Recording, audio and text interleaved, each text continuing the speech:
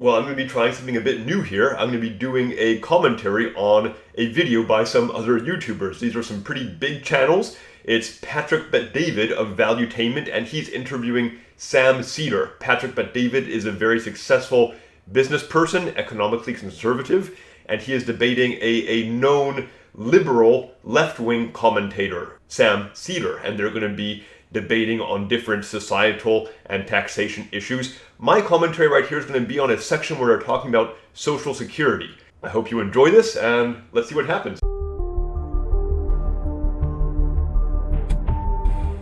The biggest part of the budget, more or less, is Social Security and Medicare, right? And Medicaid, yeah. And Medicaid. Entitlement programs. Yeah, you can call them entitlement programs. They are. I call them social insurance programs because that's what they really are. So both sides on the political spectrum like to use language that in an unsubtle way puts down the other side. So in this case, these very standard, rich, economically conservative people are using the word entitlement as a derogatory term. It infers that those who receive the entitlements are somehow spoiled or undeserving of this benefit that they receive.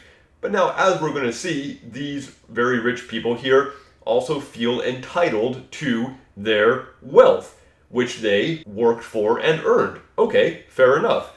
But then the people who receive Social Security, Medicare, welfare, they also worked for and earned those things by paying into them through their taxes. So there's no need to belittle the other side. And I would say that key to having a good faith conversation is to watch your tone. Don't use words that are meant to agitate or belittle the other side. Treat others the way you would be treated. That's all. 90% of the budget, I want to say. No, the military is about $850 billion. Social Security is like $1.7 trillion. I think Medicare is probably close to like $700 billion. It's about 60%. And then there's other. Way more. It's a high number. It's a big number. You're right. It's a high number. You'll find that it's. I think our annual budget is somewhere around like $2.7 trillion, and the military is like $800 billion, $900 billion.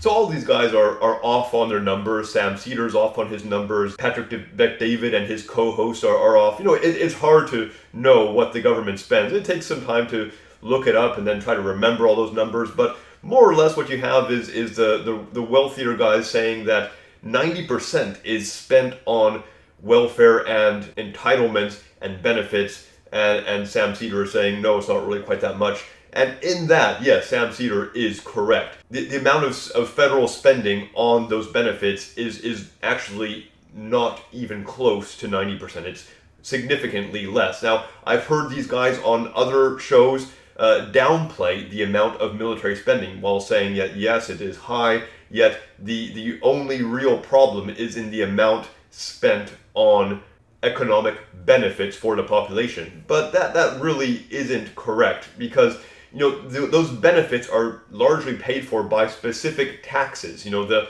Social Security benefits are paid for by Social Security taxes. Medicare, Medicaid, unemployment benefits, those are all paid for by taxes specific to those programs. And those programs, unlike military spending, are not wasteful. Could efficiency be improved? Sure. But look at what military and intelligence budgets have been spent for over the last 20 years, however far back you want to go, and tell me that that's been as well spent as money spent on making sure that people over the age of 60 are okay, people who are disabled are okay, that families with low incomes can afford enough food. Even just comparing those two kinds of spending is a little bit off, I think. It's not a good comparison.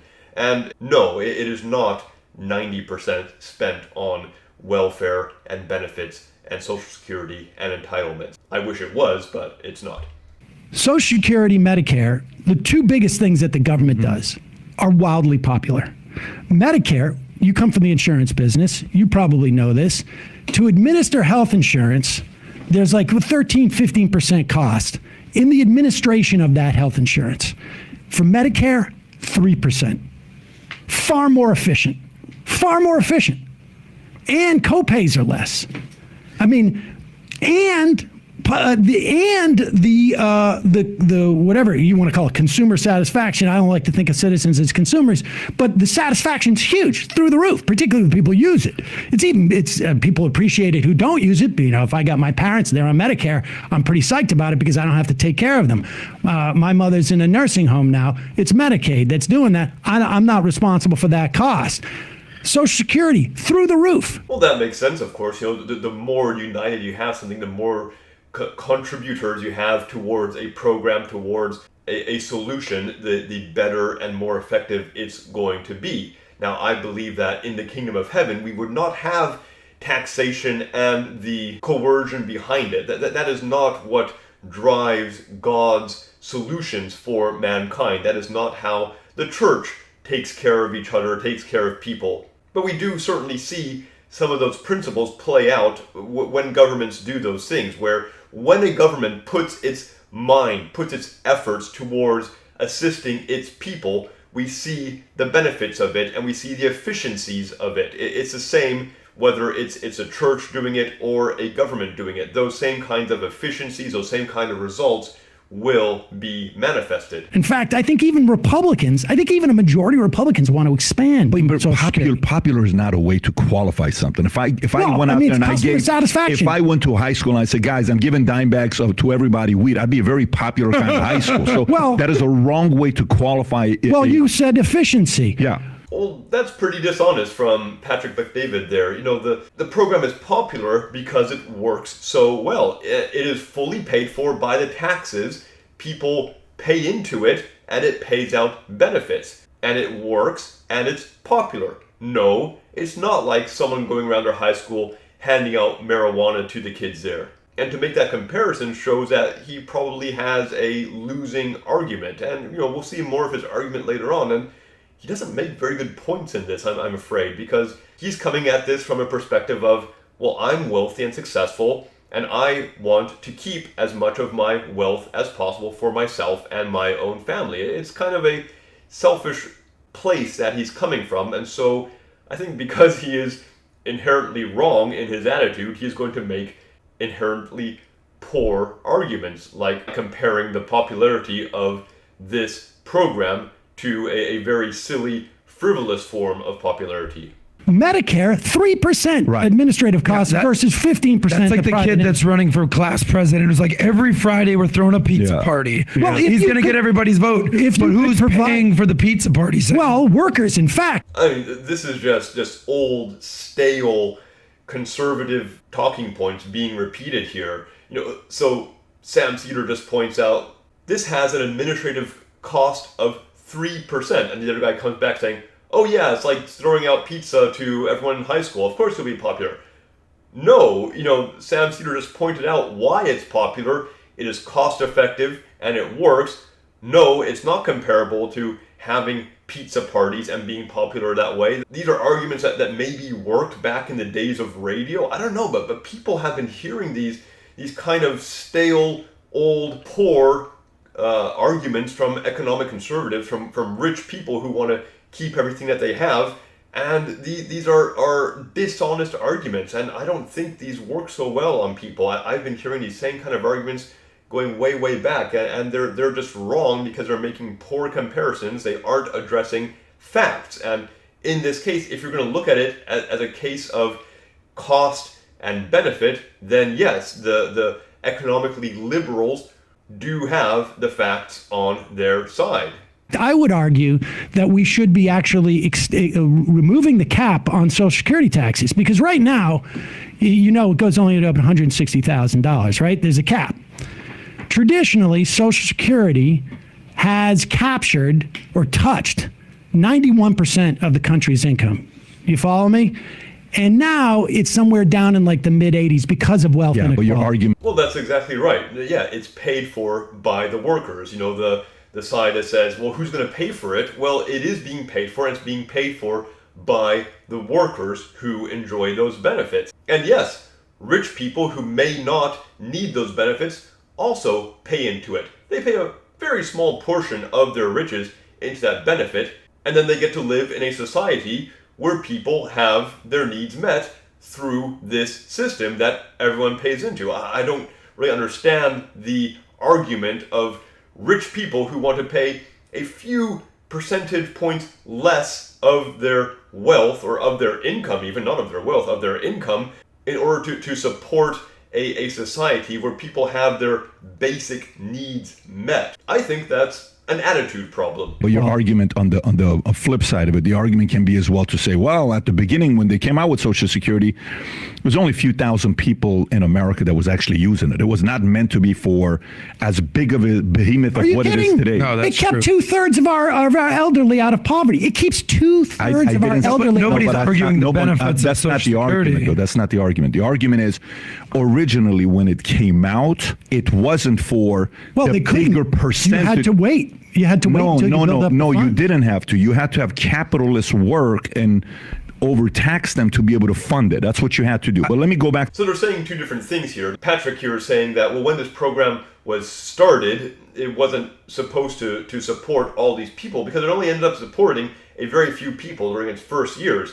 And the other guy, Sam Seder, is saying, well, today it does support a tremendous number of people and supports them very successfully. And, they're both kind of right. On the one hand, yes, at its start, there were very few people who were eligible for the Social Security benefits. But then on the other hand, as time goes on, of course, more and more people become eligible, because, when a program is put into law, it's going to take effect over the duration of that law. And 50 years later, 80 years later, 100 years later, that program is still in effect, doing what it was meant to do. And today, whatever we are, 80 years after it started, of course, far more people are beneficiaries. And that's not a bad thing. That's the program doing what it was designed to do. And then Patrick says, well, yes, it only works because it is overtaxing capitalists.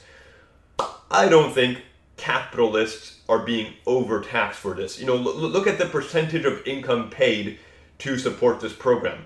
Working people pay a far higher percentage of their income to support entitlement programs. No wealthy person has been made unwealthy over this program. No wealthy person has ever been overtaxed to support Social Security. That is just a dishonest argument. I think what you are saying, just to validate your point, I think at that point, this is FDR back in the day. Yeah, we can pull up the data. I think there was 40 workers for every retiree.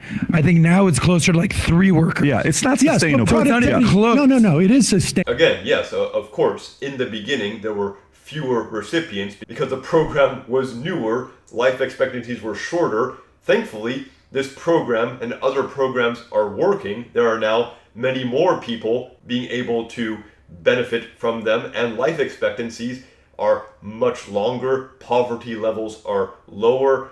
Whatever it is we're doing, however it is we're doing it, thankfully things are working. Things could be working better, for sure. We could be more generous, more supportive of each other, but thankfully the little that we do is having an effect to where now far more people are able to enjoy these benefits and living long enough to enjoy them. And to say that we can't support it, that the program is unsustainable, well, that's just completely ridiculous. I mean, that would imply then that having a free market solution would also be unsustainable. Whether you're doing it through taxation or through charity or whatever it is, you're going to have a certain number of able-bodied workers supporting people who need help, who are either disabled or elderly and need that support. To say that it's unsustainable implies that we are a society that is just right about to collapse because we have so many people who need help and no ability to support them. No, we do. The availability of resources, food, convenience is greater than ever. No, we have what we need to support people who need it. It is not unsustainable. We could do it as a charity, we could do it as a church, or we could do it through a government program. It works. There are enough people, there's enough income, there's enough resources, enough convenient solutions to make this work. It's just a matter of organizing it and people having the willingness to do it. In the Social Security letter, they're telling you if we go this way, this is going to go bankrupt. No, you're misreading it. The trust fund is going to go bankrupt. In 1981, Greenspan and Reagan expanded the trust fund. We had a surge of baby boomers.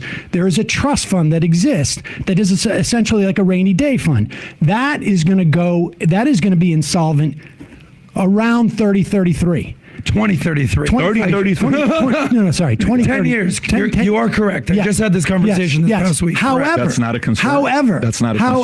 That's not a concern. It is a concern. It will cause 20% in cuts to our benefits. Okay. But that's it. Period. Great point there. Super important for people to realize whenever it's talked about that Social Security is going bankrupt, that this trust fund is running out, keep in mind that there are still hundreds of billions of dollars in taxes for Social Security coming in every year and going out into benefits. So as this trust fund gets lower and lower and lower and eventually disappears, what that means is not that Social Security doesn't work or that it can't continue, simply that there would have to be a reduction in benefits unless we find a way to keep that trust fund funded. Well, what could possibly be a way to keep those funds up so that we don't have to cut benefits? Now, the way that we can get rid of that 20% in cuts in the Social Security Trust Fund is to do what I'm suggesting.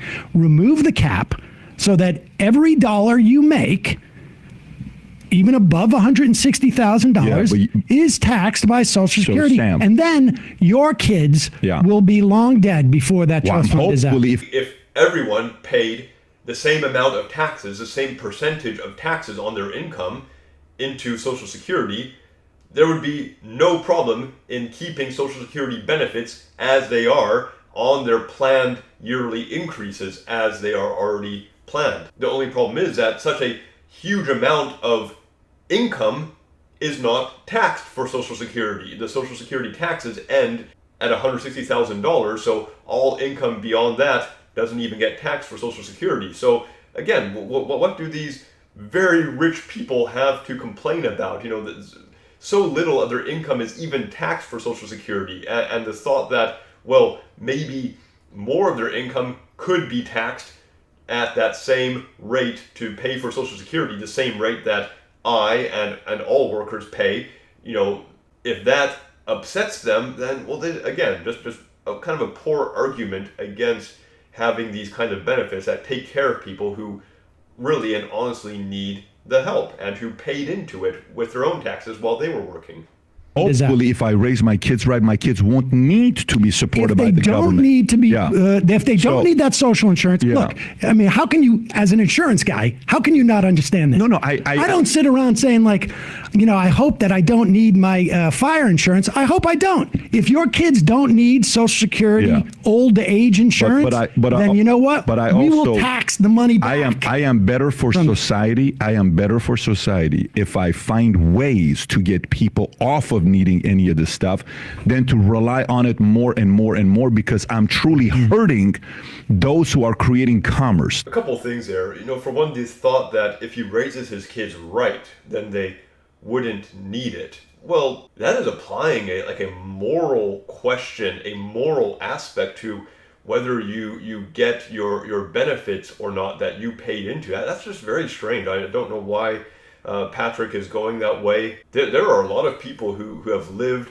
their lives very well, very much according to well accepted morals, according to the values of the Bible, according to the values of their society, and then they get their government benefits when they need them. That's just a part of life for a lot of very good people. There's no raising your kids' rights that they don't have to get those kinds of things. The thought that anyone could just be as rich as Patrick Bet-David and be handsome, rich, and successful, and that's the solution to everything. Just be rich like this guy. It's a very frivolous and unrealistic argument to try to make, along with the idea that it's hurting the people who do commerce. Like, come on, man. Taxes are on the profit or on the income that people get. You're not stopping their ability to do commerce by using a very small percentage of their income to pay for a social safety net that makes society function at a certain basic level. That is so unwise. I don't know how can people become so rich apparently know how to do quite a bit, be fairly intelligent and capable of doing things, and yet have such unwise things to say about the way life works and the way societies function. Well, I'm going to leave it there. Now this interview goes on quite a bit longer. All these very smart people talking about these issues, these government issues, societal issues. It's interesting. I suggest you watch it if you have the time. I'm putting the link in the description down below. I had fun doing this. I hope you enjoyed the content. And if you have something to say, please say it in the comment section below. Tell me how I'm wrong. Tell me how I'm right. Tell me what I missed. And maybe I'll do something like this again later. If you like what I'm doing, please click the like button. Make sure you're subscribed. And I will talk to you again later. Bye for now.